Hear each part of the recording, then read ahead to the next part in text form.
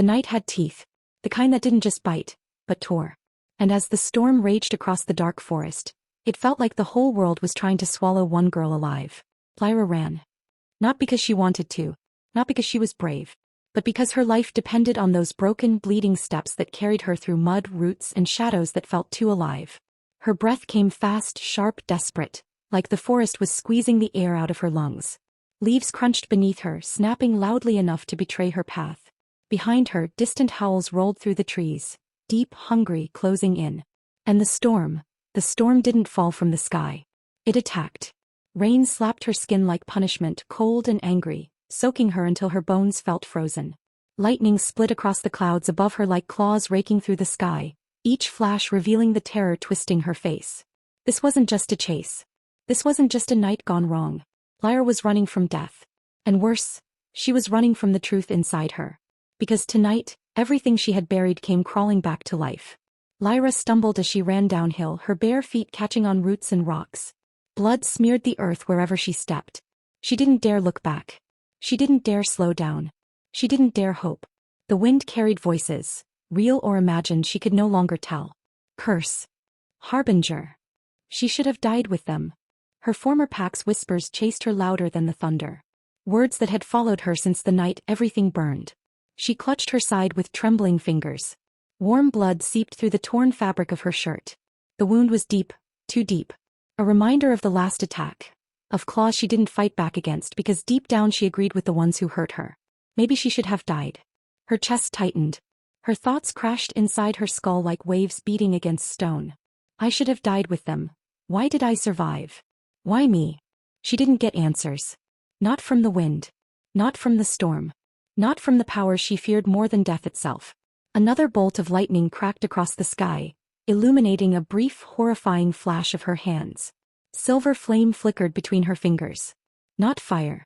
Not magic. Something older. Something forbidden. She gasped and forced her hands against her soaked shirt, rubbing the light away like she was trying to erase her own existence. The power pulsed again, faint but alive, waiting to burst out of her. No, she whispered to the storm. Not now. Not again. But power didn't listen to fear. Another howl broke through the trees. Closer now. Too close. A warning that her time was dripping away like the blood from her side. She pushed onward. Branches slapped her arms, leaving stinging trails across her skin. The taste of rain mixed with panic on her tongue. The forest floor grew thicker, darker as the trees swallowed what little light the storm offered. Her body screamed for rest. Her heart screamed for escape. Her mind screamed for silence, but memories flooded in like poison. Flames. Screams. The pack tearing itself apart. Her mother reaching for her with shaking hands, before the world drowned in silver light. And Lyra standing in the middle of it all. Alive. The word she hated. Alive. She blinked the memory away and another lightning flash exposed something ahead. Something small, crooked, sagging under years of decay. A hut. A hut no wolf dared approach. A rejected hut. He didn't think. Didn't question. She just moved. Her steps wobbled. Her legs trembled. Her breath was a broken rhythm. She tripped on a root, crashed to her knees, and forced herself upright with a small, choked cry. The hut seemed to lean toward her as if acknowledging her presence. The rain beat harder. The wind shoved at her back. Something growled behind the trees. Her vision blurred. Her pulse pounded. And the moment she reached the hut's doorway, the ground faded from under her. Lyra collapsed inside. Darkness swallowed her. When Lyra blinked awake, the world felt different. Quieter. Too quiet. The storm still raged outside. But inside the hut, it felt like the air had stopped breathing with her. She pushed herself up slowly, her palms sliding across damp, splintered wood. The place smelled of mold, dust, and old pain, like every tragedy ever spoken within these walls still lingered in the air. The decaying walls were carved with warnings, claw marks, runes, symbols of banishment. A language of loss. Of wolves cast out. Of names erased. Broken talismans hung from frayed ropes. Some were cracked open, others burned. Every piece told a story of wolves who were pushed away from their packs, their families, their destinies. Lyra swallowed hard. He felt it. The energy in the hut. It crawled under her skin, pulling at the same places inside her that already hurt. This place was made for the forgotten. The unwanted. The ones who brought danger just by breathing. He fit far too well. The wind howled through cracked boards, slipping inside like a lonely voice searching for someone to blame. The noise wrapped around her, whispering her secrets back to her. You're alone. You're dangerous. You don't belong. Her throat tightened. Her hands trembled as she touched one of the carvings on the wall. It felt warm, almost alive, like the past was reaching out to greet her. And her power responded. Silver light flickered faintly across her palms, glowing through the dirt and blood coating her skin. Stop, she whispered, a broken plea. Please stop. But the power inside her didn't obey. It reacted to the energy of the hut, rising like a tide she couldn't hold back. Her heartbeat grew louder. Her breath came faster. The hut responded with a groan, deep and ancient, like it recognized what she was. Or what she was trying so hard not to become. The wind outside hit the hut harder, shaking it as though trying to rip it apart. Every gust made the walls rattle and Lyra curled in on herself, pulling torn furs over her body. She hid there shaking, hyperventilating, trying to hold herself together when everything inside her felt like it was breaking open. She didn't cry. She couldn't. Crying meant she still hoped someone might hear. But no one was coming for her. The hut creaked again, this time softer, almost sympathetic. And for a moment, Lyra wondered if this place, forgotten by everyone else, was the only thing in the world that wouldn't judge her. The storm raged. The wind moaned. The forest whispered threats. And Lyra forced herself to stay small, quiet, unseen, while her own power pulsed through her like a heartbeat she couldn't silence. The storm wasn't the only thing outside. Lyra heard it first, a faint crunch of leaves. Not the random noise of wind. Not the wander of an animal. Footstep. Her breath froze halfway in her chest. Another step. Then another. Deliberate. Controlled. Searching. Someone was hunting her. Her body curled tighter. Her pulse hammered in her ears. She pressed a hand over her mouth, trying to swallow every shaky breath, but the fear inside her had its own sound. Tears welled in her eyes, but she forced them back. She couldn't afford to cry, not now. Not when every sound could give her away. Her power sparked again, silver light glowing beneath the furs. Unstable. Unwanted. Terrifying. Please, she begged in her mind. Not now. Please don't betray me. But the energy trembled under her skin, growing hotter, sharper, as though sensing the danger outside. Voices drifted through the trees. Not whispers. Not hallucinations. Real voices. Gravelly. Determined. Spread out. She didn't get far. The girl with the mark, find her. She's injured. She can't outrun us. A third voice, deeper, crueler. If she shifts, we're all dead. Don't give her the chance. Lyra felt her stomach drop. They weren't just hunting her. They feared her. Another set of footsteps circled closer to the hut. She pressed deeper into the shadows, trying to make her body disappear. Her breathing was too loud. Her heartbeat too wild. A silhouette passed by the cracked wooden slits of the wall. Lyra held her breath until her lungs burned. The footsteps paused. Her heart nearly stopped. And then, the voice spoke again, barely above a breath. She's here. Before we follow Lyra into the next moment. Before the hunters break through that fragile hut. Before the truth inside her ignites. Make sure you subscribe to Anne's Romance Collections. Here, every breath, every heartbeat, every danger and desire becomes a world you can disappear into. Now, let's step deeper into Lyra's fate. The forest held its breath the moment the shadow moved across the torn fabric covering the doorway. It wasn't the wind this time. It wasn't the hunters whispering through the trees. This shape stood tall and still, like the woods themselves had risen into a man's form. Lyra felt her entire body seize. Even her heartbeat faltered, caught between another painful thud and complete silence. The hut seemed to shrink around her as the silhouette leaned closer. The storm that had chased her through the night suddenly felt small compared to the presence on the other side of the door. She could almost taste his aura, heat, dominance, something wild enough to make the air buzz in her throat. Her fingers twitched against the dirt floor. Her power flickered again beneath her skin, silver light threatening to expose her like a beacon. The door gave a long, tired groan as it pushed inward. And then he filled the opening. One of the Triplet Alpha Kings. But not as the stories painted him. Not polished, not regal, not wrapped in ceremony or gold. He stood like a man carved out of hardship, broad shoulders marked with old scars, jaw shadowed with days of exhaustion, eyes glowing with a quiet rage that didn't seem aimed at her but at the world itself. Rain dripped down his hair and traced the ridges of muscle beneath his torn shirt. He looked like he'd fought the same storm that tried to drown her and won without apologizing for it. His voice came low, rough, shaped by something heavier than breath. Lyra. Her entire body flinched at the sound of her name. Not because it was said with anger, but because it was said like a truth he'd been carrying for far too long. She didn't understand how he knew. She didn't understand how someone like him, a ruler, a legend, a wolf whose power shook territories, could look at someone like her with recognition. Lyra dragged herself backward, palms scraping against the rotten wood. Blood smeared across the floor from her torn feet. The pain bit into her but couldn't overpower the instinct that screamed at her to run, even though there was nowhere left to go. His gaze followed her movements carefully, not like a predator tracking prey, but like a man watching someone already on the edge of a cliff. As if any sudden motion from him could be the last push that sent her falling. Cale took one step into the hut, and the air changed.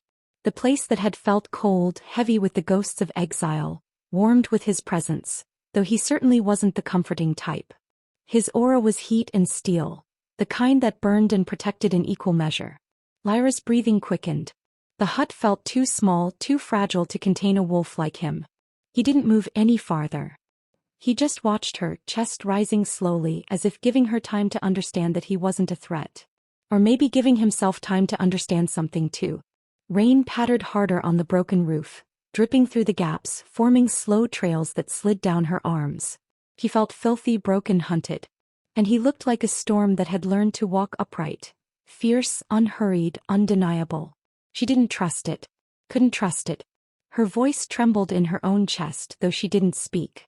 Her fear was loud enough. Cale lowered his head just a fraction, the smallest gesture of approachability a man like him could manage without breaking the armor he wore around his soul. His voice softened by a thread. "I'm not here to hurt you." Lyra squeezed her eyes shut. She wanted to believe him. But she'd heard similar promises before, from wolves who later tried to burn her alive when her power slipped from her hands. He took another cautious step. Her chest tightened. Panic spiked up her spine. Her silver flame pulsed under her skin like a heartbeat out of rhythm. She pressed her palms into the ground, willing it to stop, willing herself not to glow again.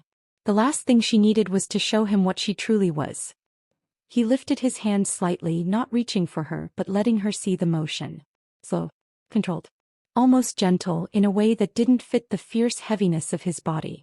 "Lyra," he said again, voice low and steady, "I've been searching for you." Her breath shattered in her throat. Searching for her? None of this made sense. No one searched for a cursed girl. No one looked for the wolf whose own pack once dragged her to the ritual stones and tried to silence her forever. She tried to pull farther away, but her body betrayed her. The wound on her side flared, dragging a sharp cry from her lips. She clutched her ribs. Cold sweat coated her palms. Cale moved instinctively. Not fast. Not aggressively. Just a single step that carried a protective weight. Lyra reacted anyway. Fear punched through her chest. She scrambled back, her elbow hitting a broken beam. The jolt sent pain shooting through her arm. Cale stopped immediately. He didn't chase. Didn't force. Didn't demand. He simply held himself there, breathing slow, eyes locked on her with something that looked too much like concern for a man who ruled with iron. Outside, the rain softened. Not the storm, not the thunder. Just the rain, as though the forest itself wanted to hear what would happen next. Lyra's pulse throbbed painfully in her throat. She didn't know what to say. Didn't know if she could speak without collapsing into fear or anger or grief.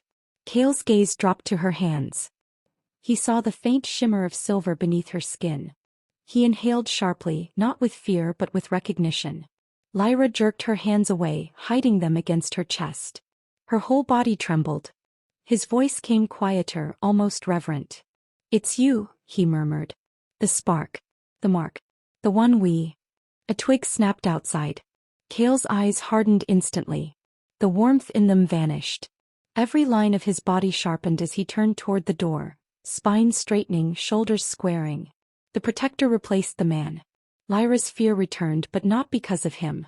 She felt the shift in the forest, the presence of more wolves. Heavy footsteps moving through the wet earth. Low growls. Sharp breaths trying to stay quiet.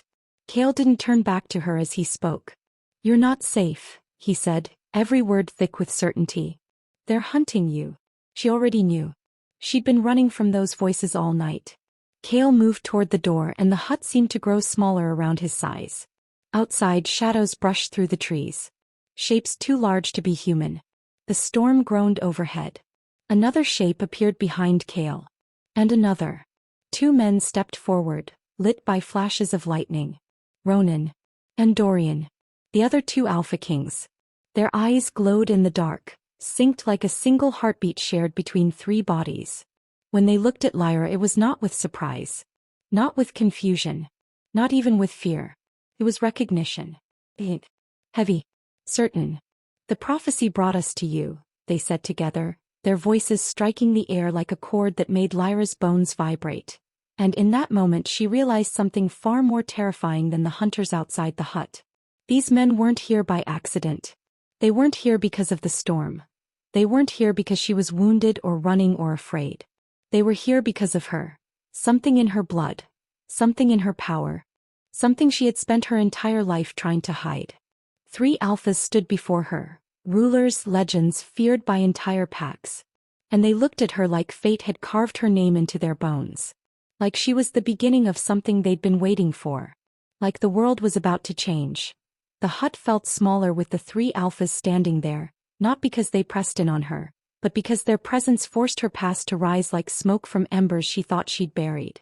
Their eyes, Kale's steady, Ronan's shadowed, Dorian's sharp, felt too knowing. Too certain. Too close to truths she'd spent years running from. Lyra's breath hitched. She felt the tremor start in her hands first, a familiar warning she wished she could hide. Her past lived in her bones, in the scars beneath her skin, and being looked at this way, like she was something fate had carved rather than someone who had survived, unsettled the fragile calm she'd fought for. Kale took a single step forward, slow enough that the floor didn't creak beneath him. His gaze stayed on her face, not on the faint shimmer of silver she still tried to hide. "You're trembling," he murmured. She hated that he could see it. She hated that he noticed. But what she hated most was that part of her almost wanted to be seen, properly, deeply, without the fear and disgust others always carried in their eyes. Ronan's voice broke the moment. "She's remembering," he said, not unkindly, just observantly, like he could feel the shift in her aura. Dorian nodded once. "The past clings to her power. The prophecy warned of this." The prophecy. That damned word that had followed her like a curse since childhood, even when she didn't understand it. Her breath thinned. Her vision blurred.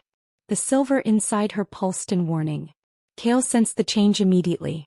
"Lyra," he said softly, almost like a grounding force, "stay with me." But she slipped inward anyway, into the memories she had fought to keep locked away. It started the way nightmares often do, quietly, with innocence that twists into something darker. She saw herself at 6 years old, sitting alone beside the river while other pups splashed in the shallows.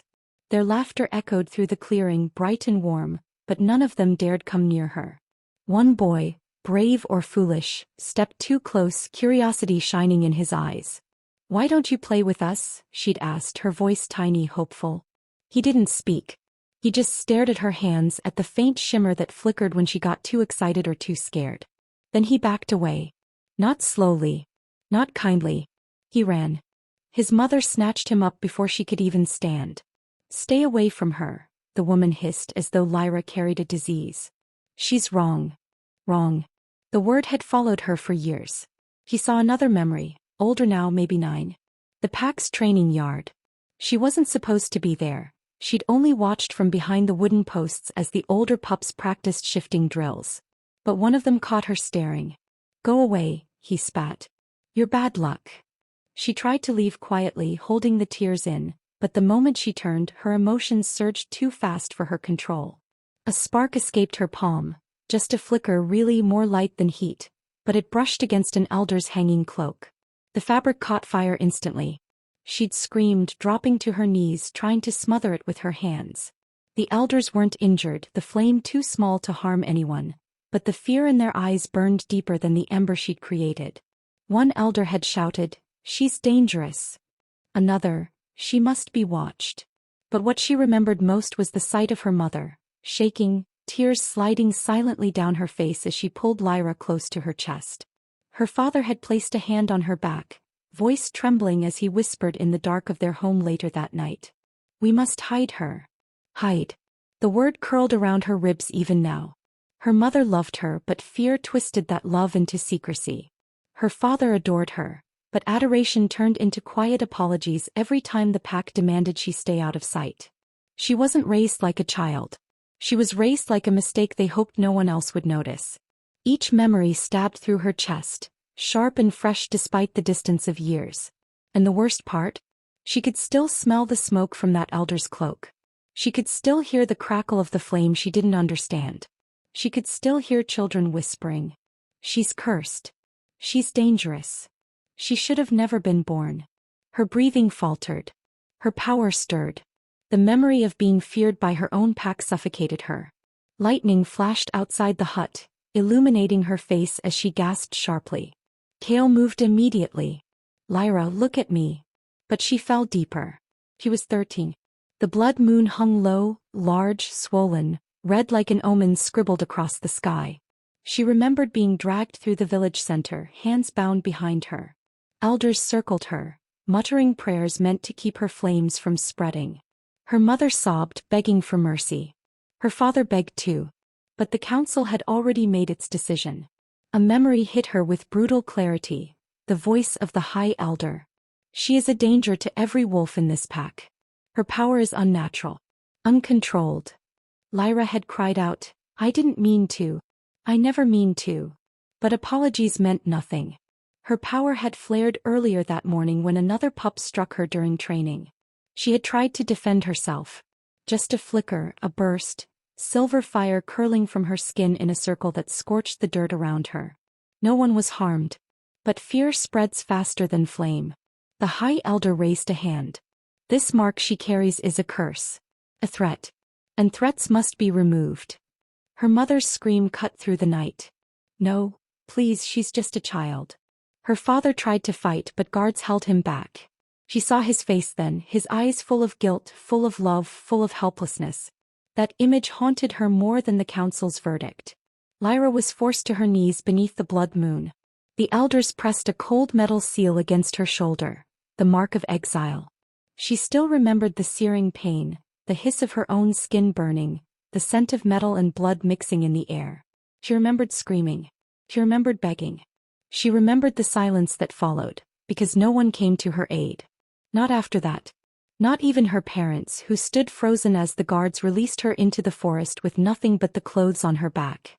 Her mother had whispered, voice breaking in half. "I'm sorry, little one. Not we love you. Not we believe you. Just, sorry." And then Lyra was alone. Banished under the blood moon. Cursed by those she once called family. Terrified of herself and the silver flame that flickered uncontrollably from her hands as she sobbed in the darkness. She discovered her power that very night, not fully but enough to fear it. Enough to know the elders weren't entirely wrong. Enough to understand she had no place among them anymore.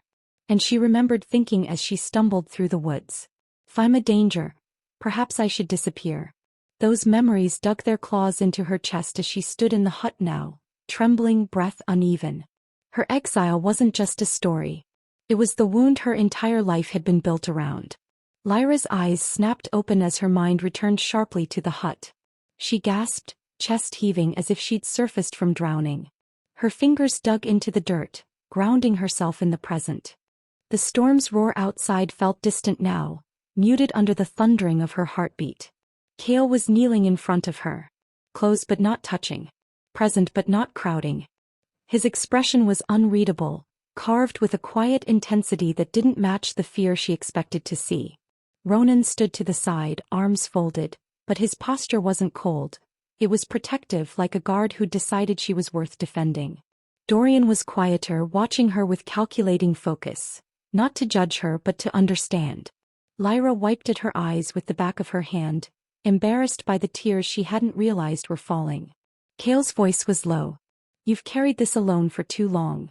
She flinched at the softness. He wasn't supposed to speak to her this way. He wasn't supposed to look at her like she mattered. Ronan stepped forward slightly, eyes dark.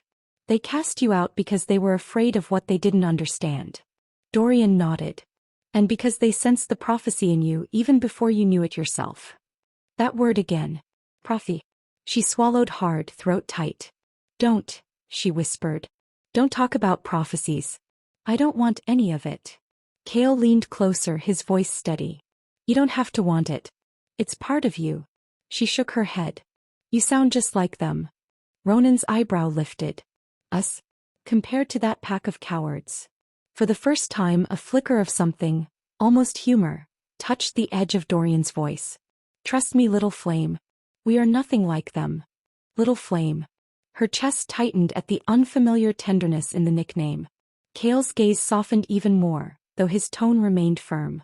Lyra, he said quietly, we aren't here to judge your past. We're here because your future is tied to ours. Her voice trembled as she asked the question that had haunted her for years. If you know what I am, she whispered, why aren't you afraid? The silver flickered faintly beneath her skin, as though responding to the rawness of the moment. Kale didn't look away. Because, he said, voice low, steady, certain, I've seen true monsters. He reached out slowly, letting her see the motion, letting her witness the intention behind it. And you, he said, are not one of them. The storm outside rumbled softly, almost in agreement. Lyra stared at him, trembling, not from fear this time but from something more dangerous. Something like hope. The ancient grove welcomed them with a breath that felt older than memory itself. The mountains around them shifted from jagged stone to smooth curves carved by centuries of wind. Moonlight filtered through thick branches in thin silver ribbons, falling across Lyra's skin like gentle hands guiding her forward. Beneath her feet the earth pulsed, slow, deep, steady, almost like a heartbeat rising from the world's core. She felt each vibration travel through her bones, a quiet reminder that something beneath this sacred ground recognized her, accepted her, called her. The triplet alphas walked with deliberate silence. Kale moved slightly ahead of her, his broad frame cutting through the mountain wind as if shielding her from its bite. Ronan remained close behind, watchful, tense, his presence a constant pressure of energy ready to strike at any threat. Dorian walked to her left, his steps measured, his gaze flicking between the runes carved into the stones and Lyra herself, as though piecing together a puzzle only he understood. As they approached the mouth of the grove, the air shifted. The temperature dropped, the wind died, and the forest itself seemed to pause in anticipation. Lyra felt her pulse quicken. She wanted to believe it was simply fear, but something deeper pulled at her chest. A strange mix of longing and dread. It was the feeling of coming home to a place she had never known, yet somehow remembered. Ancient runes lined the stone archway before her. Each symbol glowed faintly, responding to her presence with a soft, humming warmth. Her breath caught. The energy wrapped around her fingers and brushed against her wound, easing the sting as though acknowledging her pain. In that moment she became acutely aware of the three alphas watching her. She felt their eyes not as a threat but as witnesses. They stood still, giving her space, allowing her to step into the grove on her own terms, yet she felt their nearness like heat crawling across her skin. She walked forward. The grove opened into a wide, circular clearing. A massive stone, smooth, cracked by time, stood at the center. Moss covered its base, and carved lines spiraled across its surface like veins of light waiting to be awakened. Lyra approached the stone slowly. Her hands trembled, though she didn't know whether from fear or the strange pull that drew her closer. Every step tightened her chest until she felt her heartbeat vibrating in her throat. She reached out. Her fingers touched the cool surface, and the world swallowed her whole. A rush of heat surged through her arm, racing into her chest, flooding her lungs with air she didn't remember drawing in. Flames erupted behind her eyes, not burning her but engulfing her awareness. Shapes took form inside the fire. A silhouette stepped forward. A woman tall and radiant, her entire body formed of shimmering flame. Her face was indistinct, yet her presence felt familiar, almost comforting. Around this burning woman, three wolves knelt. Massive, powerful, their fur a blend of shadow and silver. Their heads bowed low as if offering her their loyalty, their strength, their fate.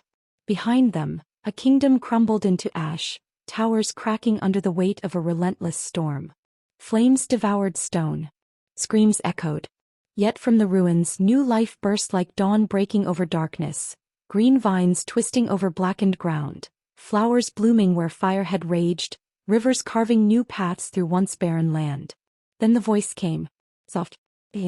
Unmistakable. The one with the mark decides the fate of kings. Lyra staggered back as the vision shattered. Her breath ripped from her lungs in a harsh gasp. She grasped the edge of the stone to steady herself, but her knees buckled anyway. The grove tilted, her senses spinning in a dizzying whirl of images she couldn't fully grasp. Cale caught her before she collapsed completely. His hands were warm around her arms, grounding her, pulling her back into the present. She felt the weight of his steadiness before she even registered his face. His presence pressed against her like a shield made of strength and certainty. Ronan was instantly at her side, eyes sharp, scanning the grove for danger. Dorian stepped closer too, analyzing her expression, the tremor in her hands, the faint silver glow still flickering in her palms. Lyra tried to speak, but her voice broke. The words tangled in the fear squeezing her throat. When she finally managed to breathe again, the truth spilled out in a whisper that barely escaped her lips. "I'm not chosen. I'm cursed." The words tasted like old wounds ripping open. She felt exposed, fragile, and painfully small beneath the weight of what she had seen. She expected mockery.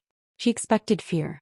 She expected the same disgust she had grown up with, eyes widening, bodies tensing, people stepping back from her as though she was something dangerous, uncontrollable, wrong. But Cale remained still. He did not release her. He did not flinch. His voice came low, steady, rough with sincerity. "Every chosen one starts as a curse." The grove seemed to exhale his words as though the wind itself agreed. The runes flickered once, faintly, like a heartbeat syncing with hers. Lyra felt something shift inside her chest. Small, fragile, like the first crack of ice thawing after a long winter. Cale's gaze lingered on her face, not with hunger or possession, but with a patient intensity that made her shiver.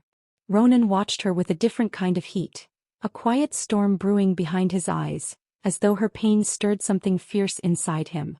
Dorian, ever calculating, observed her with the sharp focus of a man mapping the path of destiny itself, but even he could not hide the flicker of something softer beneath the logic.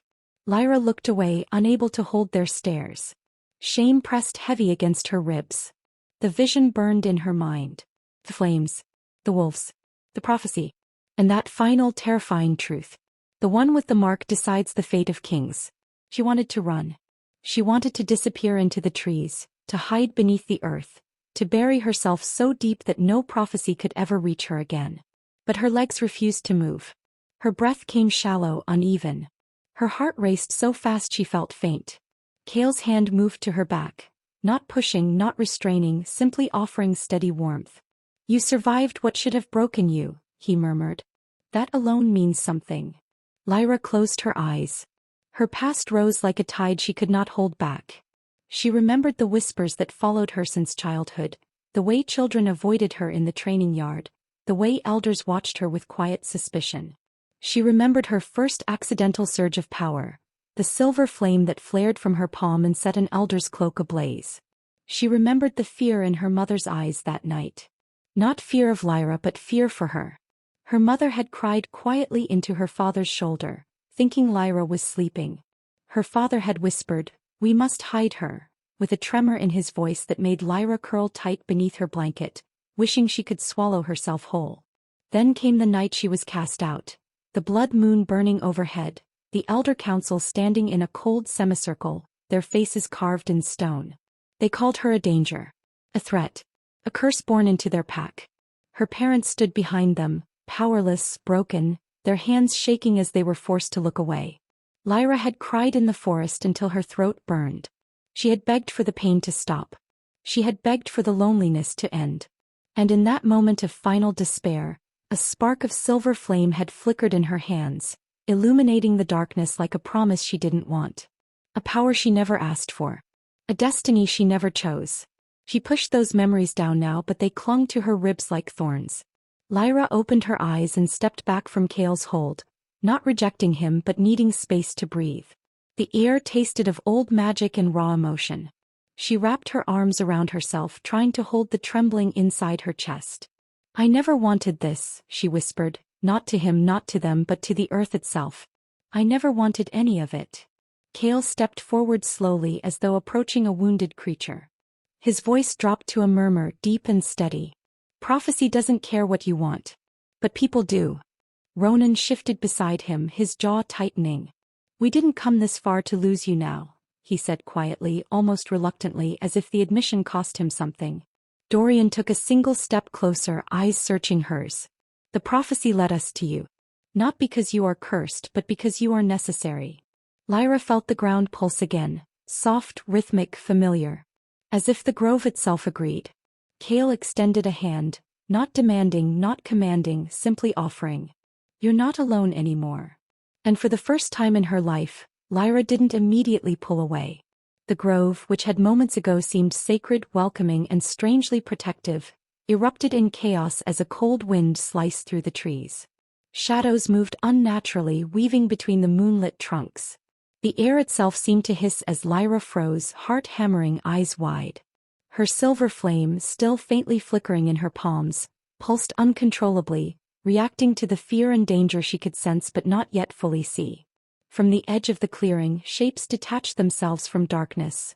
Wolves, but not the noble kind Kale, Ronan, and Dorian commanded. These were shadows given form, lean and snarling, eyes like coals, fangs dripping with saliva sharpened by malice. Behind them, the rogue Alpha stepped forward, massive and cruel, his presence commanding the dark beasts as though he had shaped the night itself. Lyra's breath caught. She tried to step back, tried to shrink into the stone that had brought her visions, but instinct moved faster than thought. She staggered forward instead, desperate to find safety, desperate to suppress the power rising in her chest. But the moment her fear spiked, the silver flames leapt from her palms. They scorched the air, lighting the grove in a haunting, pale glow. Her heart twisted with guilt and panic.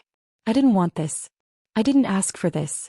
Then came movement, 3 massive shapes tearing through the shadows. Kale shifted first. His body expanded, sinew and bone reshaping in fluid, terrifying beauty.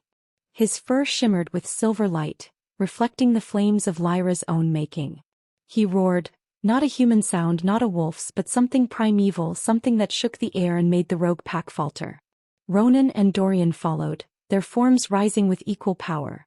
Ronan's eyes glowed amber, his muscles coiling with the promise of lethal precision. Dorian's transformation was unervingly quiet, elegant, predatory. Every line of his body spoke of calculated danger.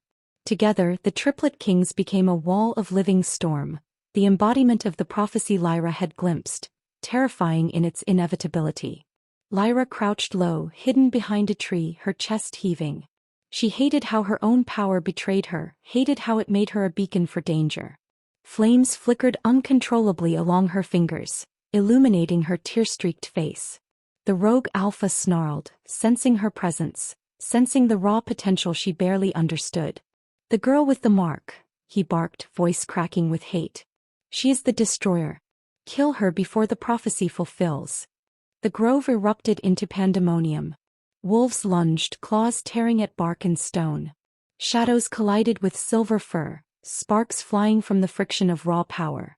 Some of Kale's own soldiers faltered, hesitation seeding panic. They looked at Lyra, at the glow in her hands, and for a heartbeat questioned whether she was a friend or a weapon waiting to betray them. Lyra stumbled, fear blinding her. He had to run. Every instinct screamed flight. She bolted toward the far edge of the grove, slipping between trees, crashing through underbrush, branches scratching her arms, rain-soaked leaves clinging to her skin. Her silver flame flared again, burning the damp air as she pushed herself faster than she thought possible, even as guilt and panic twisted her stomach. Kale leapt after her, bounding over roots and rocks with a terrifying grace. His roar tore through the chaos, a signal both of protection and warning.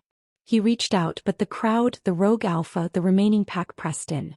Duty, politics, fear, and honor barred his path.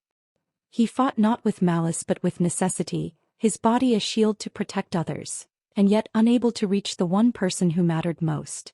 Lyra's chest heaved, legs pumping in adrenaline-fueled terror. She didn't glance back, but she could feel him, the silver Alpha, the weight of his presence pressing against her awareness. It was as though the very ground between them was a battlefield, not just of claws and teeth, but of trust and despair. Her mind screamed, why am I running? Why can't I stop? Why do I feel so exposed, so alone, and yet so seen? Her flight took her to the edge of a cliff where the forest met jagged rocks falling into the river below. Rain lashed her skin, whipped her hair into her face. She sank to her knees, chest heaving, and finally let the tears come freely, hot against the cold, wet wind. Her silver flames sparked violently, a small storm contained in her hands, before she pressed her palms into the mud to ground herself. Kale's voice reached her across the chaos, calm and commanding despite the battle raging around him. Lyra, stop. You are not alone. But Lyra couldn't hear him, not fully. Fear had muted everything except the pounding of her heart and the burning in her palms. She shook her head violently. I can't be what they want. I can't be what I never asked to be. Ronan and Dorian emerged at the edge of the grove, moving with precision, felling rogue wolves, shielding their territory, each action a silent promise that she was not yet abandoned. Yet even their power could not reach her here. Even their presence could not soothe the storm raging within her. Her gaze fell upon the rogue Alpha at the clearing's center. He was massive, eyes glittering with hatred and greed. His gaze locked on her. Come to your doom, child of fire, he snarled. Your flames are meaningless against those who understand real power. Lyra's silver flame flared in anger and defiance. She rose, trembling, hands glowing, sweat and rain dripping from her hair and skin. Every fiber of her being screamed that she would not be dismissed. She was more than the fear others cast upon her. She was more than exile, more than curse, more than prophecy or fate. But then the rogue Alpha lunged, shadow beasts surging behind him, and the world contracted into the single sharp point of imminent collision. Kale tried again to reach her. He bounded across the chaos, fangs bared, claws slicing through the wet air, but each step brought another obstacle. Rogue wolves, fallen branches, hesitation among his men.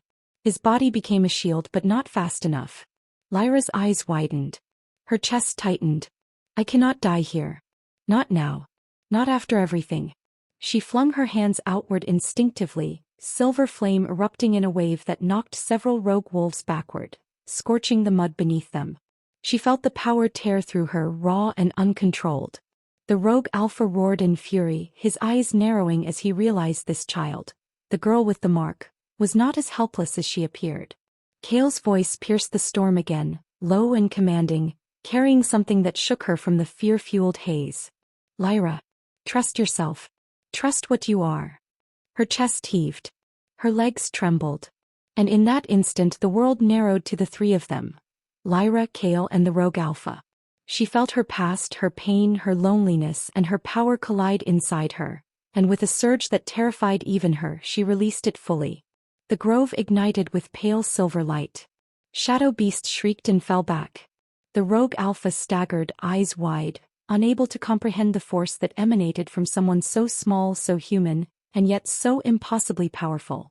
Kale reached her side at last, skidding to a halt, chest heaving, eyes locked on her. He did not touch her, he did not need to. His presence alone grounded her, reminding her that she was not alone, that she was seen, that she was more than what they feared. Ronan and Dorian flanked him, massive and terrifying, the Triplet Kings united in deadly elegance, holding the line against the chaos.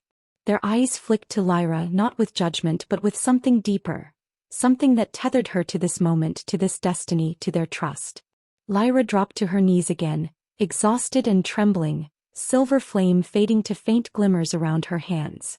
The rogue Alpha had retreated, shadows curling back into the forest, but his hatred remained like a mark burned into the grove.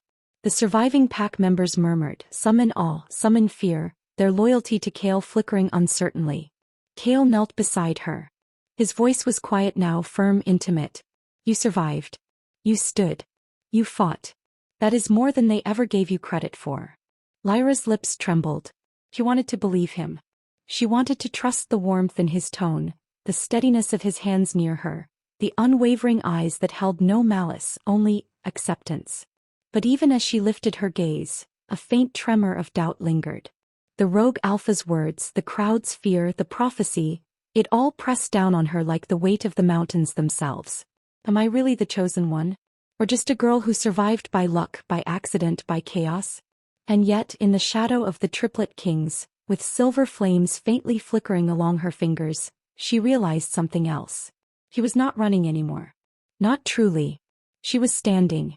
And for the first time she felt the faint stirrings of power she could wield, not just to survive, but to change everything. The rain had stopped, leaving the forest soaked and dripping, the air thick with the scent of wet earth and moss. Lyra had hidden herself as best she could, trembling in the shadow of a fallen tree, sweat mingling with the rain still clinging to her hair and skin. Her silver flames had dimmed to faint pulses, reflecting her exhaustion and the raw tension that had stretched her muscles to their limits. Every instinct screamed alert. Every sound of cracking branch or distant howl made her flinch. She did not expect him. Cale appeared like a shadow born from the darkness itself, moving silently yet with a confidence that pressed upon her chest. His eyes, glowing faintly even in the dim light, found hers immediately, and she felt the weight of his presence before she registered the sound of his approach. He knelt in front of her, voice soft, measured, low enough to calm the storm in her chest. "Lyra, you cannot keep hiding like this. Not now." Her hands shook. She wanted to run, to vanish into the trees, to dissolve into nothing and make the world forget her, forget the mark, forget the prophecy. But Cale stayed in place. He did not reach for her, did not force her, simply watched with the patience of someone who had seen too many lives shattered and too many mistakes made in haste. I can't," she whispered, her throat tight, words catching in her chest. "I hurt everyone. I can't control it, not my power, not anything." Cale shifted slightly, producing a small bundle of herbs from his cloak. The scent was pungent, earthy, soothing. He knelt a little closer, placing it near her without touching her. "These will help," he said quietly. "The burns. The scratches. You cannot fight if you bleed." Lyra's fingers twitched toward them instinctively, then recoiled. Why are you helping me?" she asked, voice trembling. "I don't belong anywhere. Not here, not with you, not." "You belong," he interrupted softly, not forcefully, not with accusation, but with the certainty of someone who had chosen to see her when no one else had. "Not because of the prophecy. Not because of what you can do. You belong because you survived. Because you exist. And because I will not let you face this alone." Ronan lingered in the shadows, just beyond the circle of dim light, muscles coiled, jaw tight. His amber eyes burned with a mix of fascination and frustration, the raw intensity of his attention almost suffocating. Dorian had stayed back further, observing like a strategist, mapping every emotion, every movement, but it was Ronan whose presence pressed uncomfortably close, though he remained silent, for now. Lyra, barely daring to breathe, watched Cale as he moved closer, careful, deliberate, each step measured as though he feared frightening her. When he finally knelt fully beside her, their shoulders almost brushing, she felt the warmth radiating from his body, the weight of him anchoring her in the storm of her own fear. The dim fire Cale had conjured with a flick of his hand flickered, illuminating the curve of his jaw, the shadows beneath his eyes, and the faint glint of silver light reflecting from his wrist.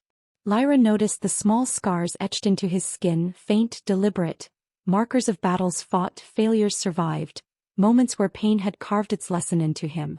She felt a strange empathy stir in her chest. She began, but the words caught. Her hands, still trembling, hovered over her knees, fingers twisting in the fabric of her soaked clothing. "I'm afraid of what I am, of what I can do. I've hurt people. Her voice broke. The fire reflected in her eyes, highlighting the raw vulnerability she had carried for years, a burden no one had ever helped her shoulder. Cale's gaze softened. He leaned back slightly, giving her space, yet his presence pressed reassurance into her awareness. "I know fear," he said, voice low, almost confessional. "I've failed someone I loved once. Not because I was weak, but because I didn't see the danger until it was too late. The memory haunts me, and yet I cannot stop myself from trying again." Lyra looked at him, the faintest flicker of understanding breaking through her terror. She wanted to speak, to connect, but words felt inadequate. Cale's honesty, raw and unflinching, drew her in despite herself. She realized he understood something essential about fear and loss, something she had carried alone for far too long. Their faces drew closer instinctively, as though gravity had rewritten itself around them. Lyra's breath hitched, and for the first time in what felt like years, she dared to whisper his name. "Cale." The air between them trembled, thick with unspoken longing and shared vulnerability. The firelight danced across their faces, catching the unsteady pulse in her veins and the steady rhythm in his chest. Every instinct in her screamed to close the distance, to reach for the warmth, to feel the certainty he radiated. Cale's eyes softened as he leaned in as well, the heat from his presence pressing against her cheeks. His lips hovered near hers, close enough to feel the tension, close enough to ignite something neither had expected in the middle of chaos and prophecy. Her heart thundered in her ears. Her silver flames, quiet now, flickered faintly, a reflection of the connection sparking between them. The world seemed to shrink. No rogue alphas, no shadows, no prophecy. Just her and him. And then a harsh, guttural growl shattered the fragile intimacy. Ronan's figure emerged from the shadows, eyes blazing with fury and possessiveness. His jaw clenched. His movement was swift, a blur of tension and raw emotion, stepping between Lyra and Cale with authority that brooked no denial. "Enough," he spat, voice low and trembling with anger. The spell broke. The almost kiss dissolved into the cool damp of the cave, the firelight casting jagged shadows on the walls. Lyra pulled back instinctively, heart hammering, lungs gasping for air she didn't realize she'd been holding. Cale remained calm, though the tension radiated off him like heat from a forge. He did not withdraw, not fully, not yet, but the distance was palpable now, charged with unspoken words, unmet desire, and the raw power of all three alpha presences pressed into the small sanctuary. Lyra's chest ached, not from fear, not from cold, but from the weight of what she had almost allowed herself to feel. Vulnerability, desire, trust. They all hung in the air like smoke, tangling with the earthy scent of herbs and wet stone. Her fingers brushed against the faint glow of her silver flame, a reminder that she was powerful and yet fragile. That even in her strength she could be broken. Ronan's gaze never wavered from her. His presence was an unspoken challenge. Claim her, protect her, guide her, or be cast aside. The jealousy simmered beneath the surface, a tension Cale seemed to sense but did not address. It added another layer of danger, another test of trust and connection. Lyra swallowed hard, emotions clashing in her chest like crashing waves. Fear and relief, desire and caution, loneliness and belonging, they all intertwined, leaving her dizzy and raw. She wanted to speak, but words refused her. Instead, she simply allowed herself a tremor, a shiver, a moment of acknowledgement that she was seen, not as a weapon, not as a prophecy, not as a curse, but as herself, finally, dangerously and beautifully herself. Cale's voice came again, low and unwavering, grounding her. "You don't have to decide yet. Not now. Just trust that you are not alone." Lyra nodded, faintly, a tremor of acceptance, and yet the cave hummed with tension as though the universe itself held its breath, waiting for the next choice, the next spark, the next step toward destiny or destruction. The fire crackled. Shadows danced. Silver flames whispered. And the bond between them lingered, electric, fragile, undeniable. The moment was sudden. Whispered words carried on the wind, treacherous and sharp, slicing through the fragile safety Lyra had felt in Cale's presence. A single voice, familiar yet distant, spoke in the crowded council chambers, louder than intended. "The girl, Lyra. She carries the silver flame. Her power, it is forbidden. Dangerous. Unchecked." The words echoed like claws against her skin. Lyra's stomach lurched. Faces she had once known, elders she had admired or feared, turned toward her, eyes wide with recognition and fear. Her body went rigid. She had thought she could hide, could control, could choose when and how to reveal what pulsed inside her veins. But now, like wildfire, it had been exposed. The air thickened, heavy with distrust, suspicion, and the scent of fear. Wolves moved around her, murmuring, eyes flashing with accusation and betrayal. The council, the ones who had once commanded respect, now regarded her like a threat, like an enemy standing on sacred soil. Every heartbeat in her chest screamed, "Run. Run and never look back." But there was nowhere to run. The city, the streets, the stone walls, they all pressed her into a cage she could not escape. Cale's presence was beside her, steady yet tense. She could feel the conflict in him like a storm restrained by will alone. His fingers brushed hers, just a whisper, but even that touch carried the weight of his struggle. She saw it, the hesitation, the impossible choice laid before him. Protect her, defy his people, risk everything, or yield to duty and watch her crumble. Lyra's breath hitched. Kale, she whispered, voice trembling, words nearly lost beneath the roar of whispers and gasps. Why won't you stop them? His jaw tightened. The muscles in his face worked beneath his skin, hard and taut, as though every fiber of him screamed against the rules, against tradition, against everything that demanded he turn away from her. His eyes, golden and deep, searched hers, and for a heartbeat she thought he might defy them. But the council's gaze, the unspoken expectations of every wolf around them, pressed against him with crushing weight. He stepped back just slightly, enough for her to feel the distance widen between them.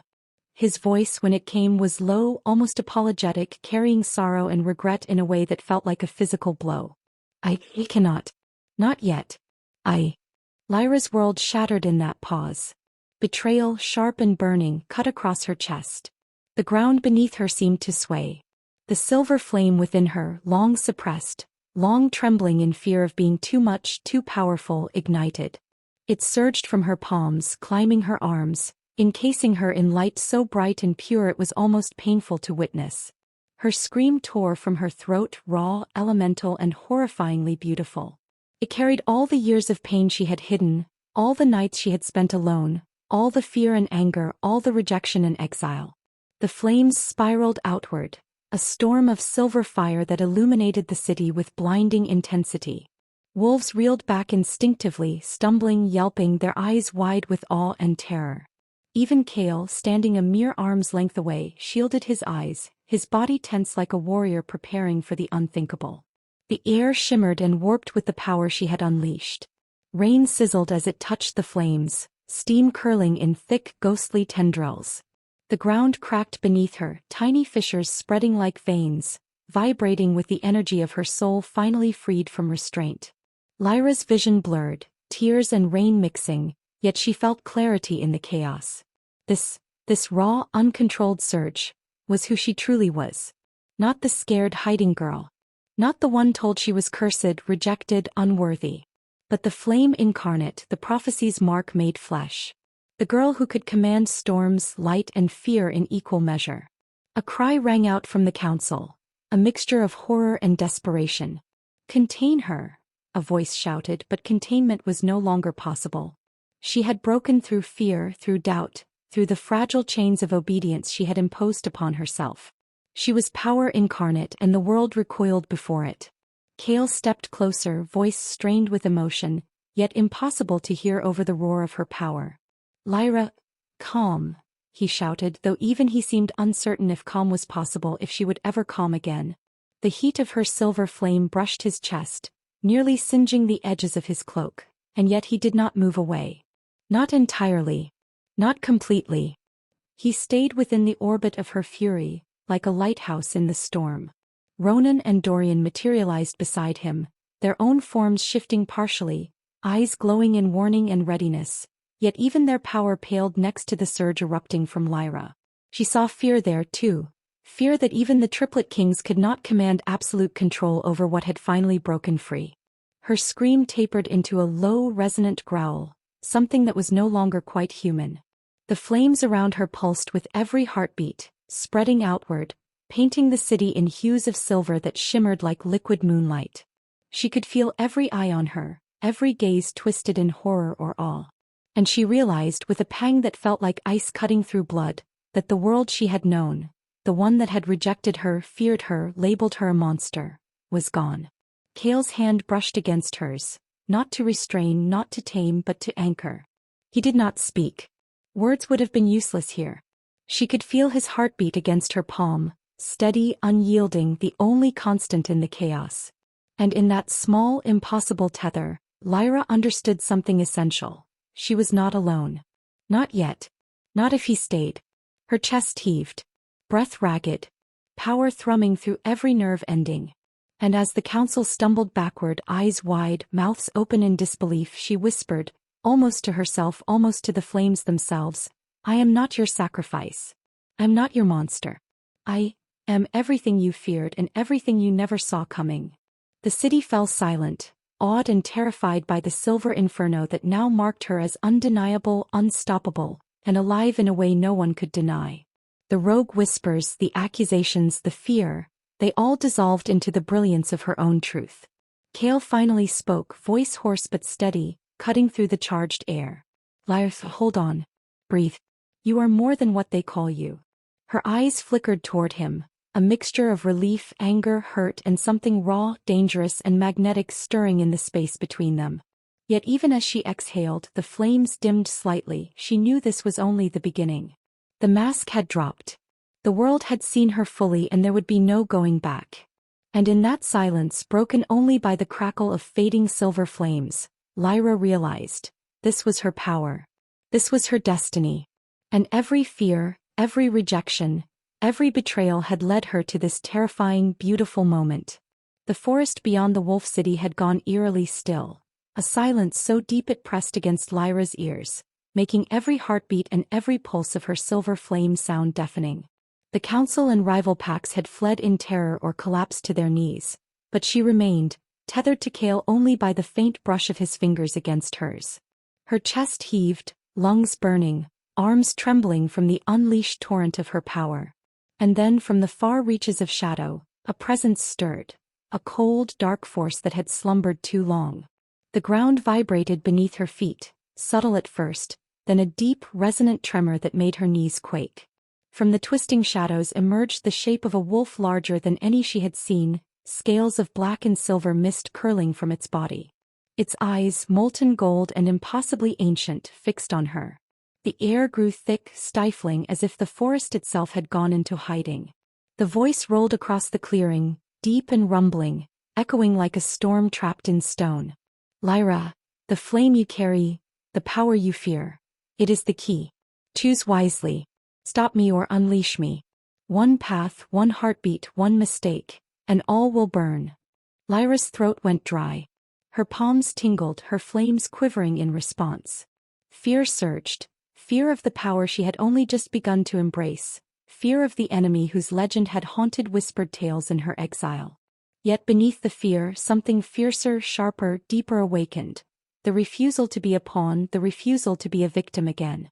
Her gaze swept over Kale, over Ronan, over Dorian, his brothers standing steadfast, ready, their golden eyes reflecting trust, doubt, desire, and devotion. Her voice, when it finally came, trembled but rang with steel. I am not your sacrifice. I am not your weapon. I am myself. And I will decide. The words carried across the clearing like a spark igniting dry leaves.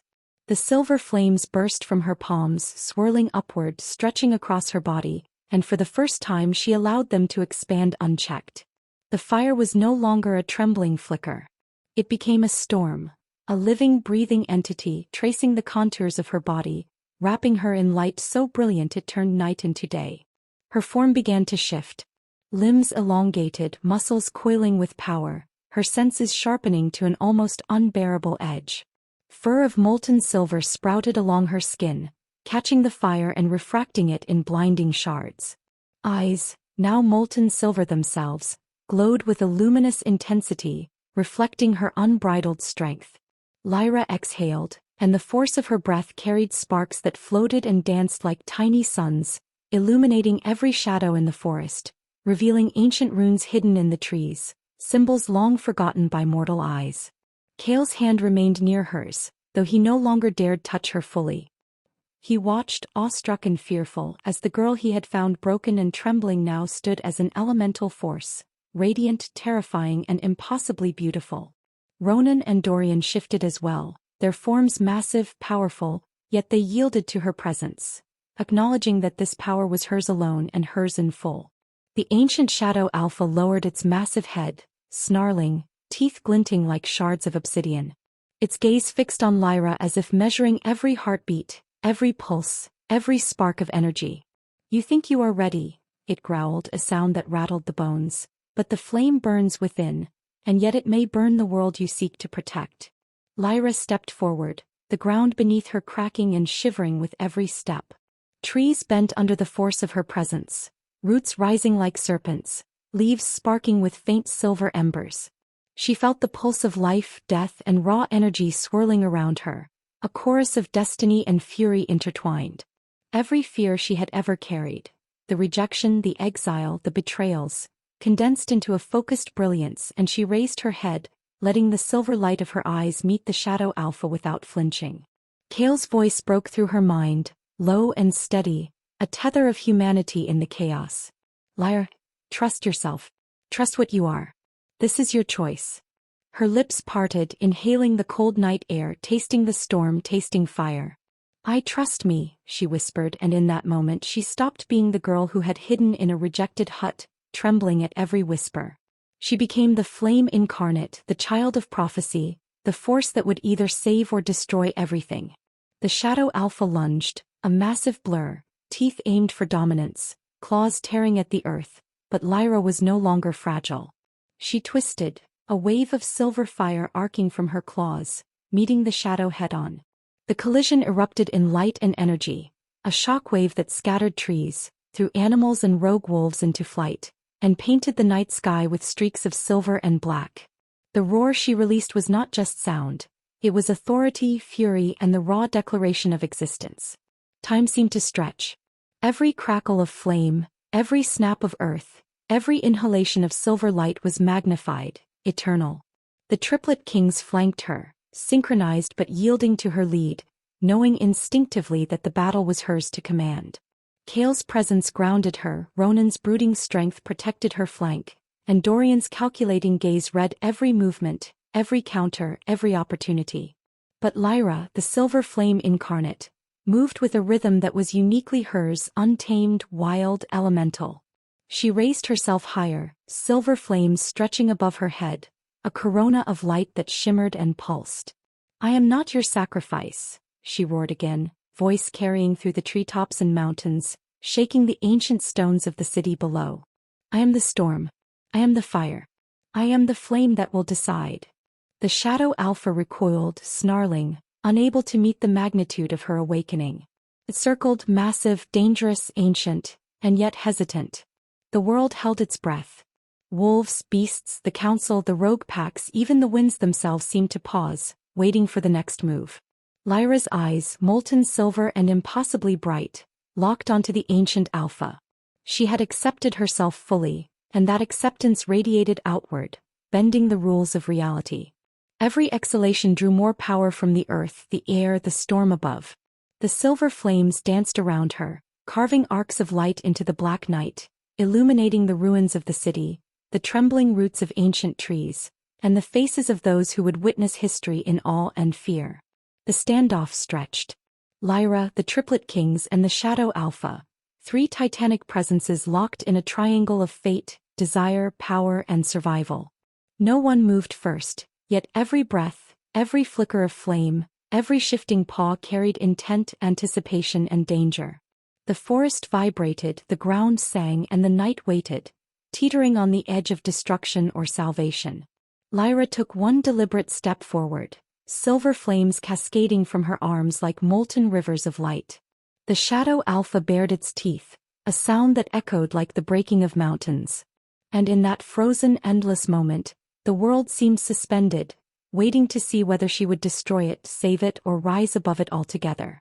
She whispered almost to herself, almost to the stars, This is mine. Mine to wield. Mine to choose. Mine to protect. And the universe held its breath. The night hung heavy, electric, as silver flames curled around Lyra like a living crown.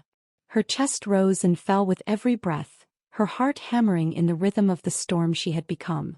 The Shadow Alpha crouched before her, tense, snarling, every muscle coiled, yet even it sensed the shift, the undeniable force she had awakened within herself. She looked to Kale, and their eyes met across the dance of firelight and shadow. His gaze was steady, unwavering, filled with awe, worry, and something tender that made the air between them crackle with unspoken emotion. Her lips parted as if to speak, yet no words were needed. The world had stopped, held its breath, waiting on her next move. Then, almost impossibly, a whisper swept across the clearing, carried on the trembling wind, brushing against the edges of every wolf, every observer, every shadow that lingered. Would you have feared her, or followed her? The question hung there, intimate and accusatory. The fire in Lyra's hands flickered, responding to its weight. Another voice, the narrator's soft yet piercing, laced every corner of the mind. Is Lyra salvation or destruction? Could you walk with her into the fire knowing she is both? Could you trust the girl who had hidden in a rejected hut, who had been cast out, who had been called a monster, yet stands now as the storm itself? The ground trembled faintly under her paws, not from the shadow Alpha, not from the Triplet Kings, but from the sheer magnitude of choice laid bare, hers and the world's. Each heartbeat was a drum of fate, a challenge to all who watched. Lyra inhaled deeply, silver flames stretching higher, wrapping her form in a brilliance that seemed to defy even the night. She glanced at Kale again, golden eyes locking with molten amber. He could not speak the words aloud, yet she felt them whispered beneath the surface. I follow you. I trust you. I see you. And in that silent communion, something unshakable rooted itself within her. A bridge of trust forged in fire, fear, and vulnerability. The shadow Alpha, massive and ancient, circled slowly, its golden gaze narrowing. Your choice decides everything, it rumbled, a growl vibrating through the earth. Every wolf, every creature, even the very air seemed to lean into the tension. One wrong move, one crack in her resolve, could tear the night apart. Lyra's own voice trembled, low and fierce, carrying authority that only the awakened possess. I choose me. I choose this power. I choose life, for those who deserve it. And then she turned her gaze outward, directly to the audience, as though the forest, the night, and the flames themselves leaned close, craving a witness to her declaration. Her silver eyes blazed with unrelenting clarity. If this story lit a flame inside you, the narrator's voice whispered, intimate, almost conspiratorial, subscribe to Anne's romance collections. Here our stories burn, heal, and rise. Here, we walk with the broken, the brave, and the damned, hand in hand with love, fury, and destiny. The air shifted again. Lyra's stance hardened, power thrumming through every sinew, every pulse of light wrapping her form. Behind her, the Triplet Kings flanked her, silent but resolute, their loyalty etched into the tension of their bodies. The shadow Alpha snarled once more, but Lyra did not falter. Her flames surged, silver and pure, casting long shadows that danced across the forest floor. Then came the tremor, subtle at first, a quiver beneath the soles of her feet. The wind carried a voice, low and guttural, one she had not expected. She is not the only one. Lyra's eyes widened, pupils constricting, silver fire rippling along her limbs like warning sparks. The earth itself seemed to shiver, roots lifting, stones grinding together. The prophecy she had embraced, the destiny she had claimed, was not yet complete. Others waited in the shadows, others who carried equal fire, equal threat, equal potential to burn or rebuild what had been fractured. The forest fell into a pregnant pause, every creature still, every whisper suspended. The Triplet King's ears twitched, muscles coiled, senses straining toward the tremor in the earth and the weight of that voice. Kale's hand hovered near her shoulder, hesitant yet ready. And Lyra, standing tall in her silver flame, inhaled the night, tasting the future, tasting the storm, tasting the fire that had become her soul. The narrator's voice softened, lingering in the final spaces before darkness. She has survived rejection. She has faced betrayal. She has become the flame that burns too bright for the timid to endure. And yet, this is only the beginning. Who will rise beside her? Who will fall before her? And who will dare to stand against the fire? The silver flames around Lyra flickered one last time, bright and unrelenting, before the scene faded into darkness. The tremor of the earth continued softly, a subtle warning that destiny was not done weaving its threads. The shadowed voice, distant but impossible to ignore, whispered again. She is not the only one. And then, black. The night swallowed everything. The forest, the flames, the kings, and the shadows paused, leaving only the echo of choice, courage, and destiny reverberating into silence. The story had reached a precipice. Lyra had claimed her power, her identity, and her right to decide. But the universe, vast and secretive, was not done with her. Not yet. The world held its breath,